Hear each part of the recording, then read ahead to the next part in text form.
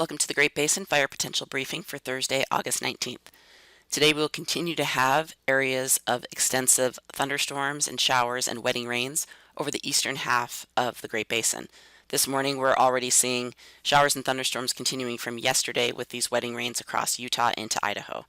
As we move into tonight and Friday, we will see decreasing shower activity across the area. We still could have a few showers or thunderstorms over the periphery of central Idaho into parts of Wyoming or northern Utah, but for the most part, drier conditions are expected on Friday. We do have another cold front dropping into the northern areas of the Great Basin on Saturday. This will bring us another reinforcing shot of cooler temperatures and rainfall, showers and thunderstorms, some wetting rains for especially Idaho and Wyoming, but also down into northern Utah again and possibly northeast Nevada.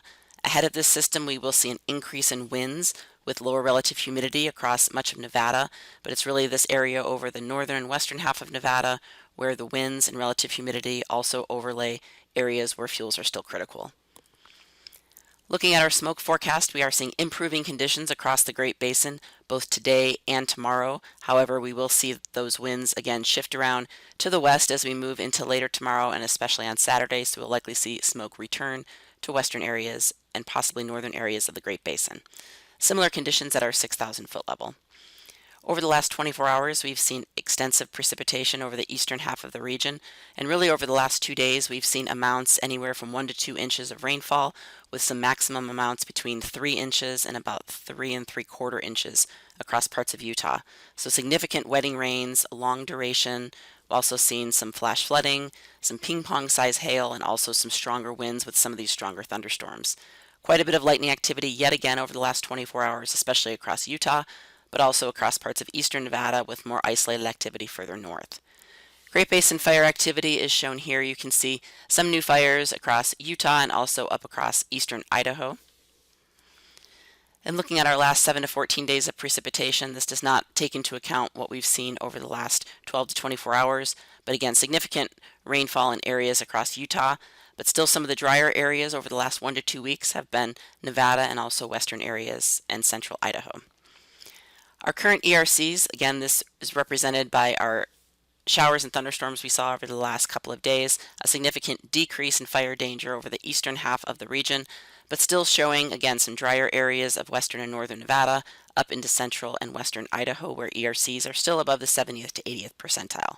However, just with the cooler temperatures recently, these ERCs have come down along with some higher humidity and some spotty showers up in the north. Some drier spots, again, central Idaho and western Nevada, still showing ERCs near to just above normal. Other areas, we've seen a significant decline in our ERCs. The satellite picture from this morning shows our area of low pressure. I'm not sure why the pause button is showing up in the middle there. Area of low pressure, again, across central areas of the Great Basin that will continue moving eastward as we go into the next 24 hours with warming conditions. However, we will see another area of low pressure drop down from the north. So later today, again, we are continuing to see those showers and thunderstorms and wetting rains over eastern areas with drier conditions over western areas. So low fire potential over the eastern half of the region with those wetter conditions and still moderate fire potential in the west. Looking at our relative humidity and precipitation for throughout the day today, again, significant wetting conditions over eastern areas. Our drier spots will see relative humidity in the single digits to low teens over parts of southern and western Nevada, but certainly much higher relative humidity across Idaho, Wyoming, and Utah. As we move into Friday, this cold front now sweeps to the east. Again, we will see that secondary cold front dropping into the Pacific Northwest on Friday. We will generally see drier conditions across most areas on Friday prior to that arrival of the next cold front. Looking at our showers and thunderstorms for Friday, again, just still some remaining lighter showers across Idaho and Wyoming and northern Utah on Friday, but again, drier conditions will continue throughout the day. We will see relative humidity in the teens across Nevada, and also winds will start to pick up along the Sierra front on Friday, just more of a typical afternoon zephyr, but again, warmer and drier conditions with breezy winds on that west side. As we move into Saturday, however, as that front drops south, we will see again reinforcing shot of cooler air in the north, with also showers and thunderstorms mainly affecting Idaho, Wyoming, and northern Utah. Could also see some showers into northeast Nevada, but again, windy and dry conditions over western and northwest areas in Nevada, so we do have high risk for those gusty winds and low relative humidity with critical fuels. You can see the winds on Saturday. Again, winds in the pink, generally gusting in the 30s to near or just above 40 miles per hour.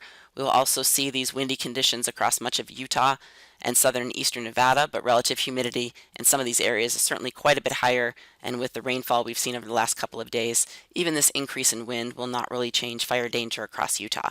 Certainly could see some holdovers in some of the drier spots, but many areas saw significant wetting rains. 3-day amounts of precipitation. This is going through the next couple of days.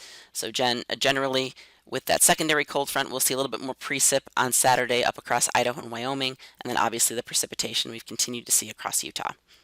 As we move into Sunday, into next week, we will see drier and warming conditions, really region-wide for an extensive period of time.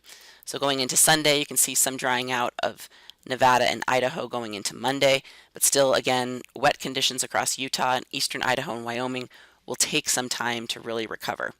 So going into Tuesday, gradual drying, and then into Wednesday as well. So right now we're seeing an extensive period of warmer and drier weather potentially lasting through next week. So again, we'll continue to watch Idaho and Nevada for these areas that will be drying a little bit quicker than areas to the east. No real change in the 7-day precip. Any of the precipitation is now falling through Saturday. And then the 8 to 14-day outlook taking us into the end of August into the first day of September shows warm and dry conditions. We will see a return of monsoon moisture, likely not this weekend, but going into next weekend for parts of Utah and the Arizona Strip, but more of our typical monsoon moisture, not the soaking, long-duration wetting rains we've been seeing this week. That concludes our webcast for today. Check back tomorrow for the latest updates.